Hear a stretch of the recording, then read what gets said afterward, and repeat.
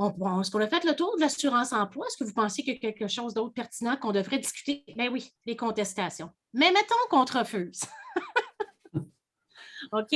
À ce moment-là, quelles sont les démarches qu'on peut faire? Puis les délais surtout.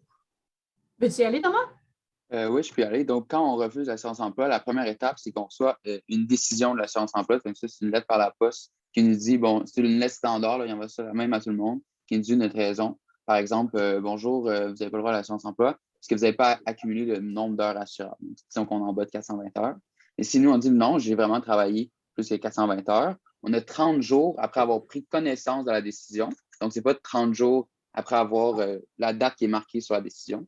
Donc, disons que la décision était le 10 décembre qu'ils l'ont rendue, mais moi, je l'ai juste reçu chez moi 2 semaines plus tard. Ben, c'est ces 2 semaines-là qu'on commence à compter les 30 jours. Je ne sais pas si c'est clair pour tout le monde.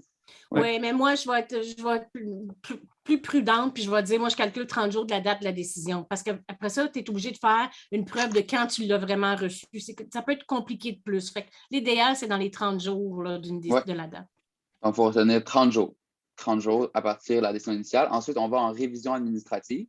Révision administrative, c'est nous, on s'explique à un agent de la commission de l'assurance-emploi. Donc, ce n'est pas encore au tribunal, c'est l'étape avant ça.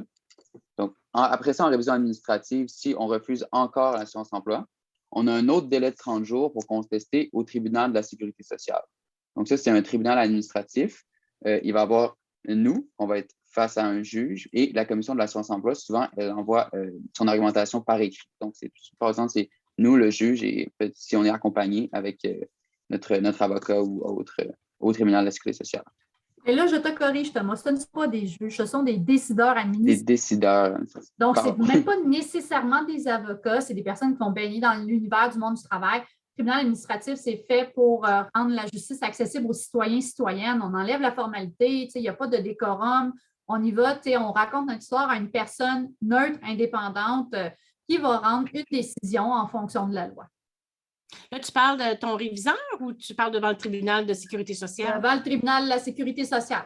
Devant le réviseur, j'aurais de la misère à employer les termes neutres, indépendants, parce que pour de vrai, c'est la machine qui révise sa propre décision. Là. Je veux dire, l'indépendance, des fois, on a beaucoup de respect pour la décision du collègue, à moins d'apporter des faits et d'être, ça se renverse, les décisions. 50% des décisions en révision sont renversées, là, c'est pas rien. OK, quand même.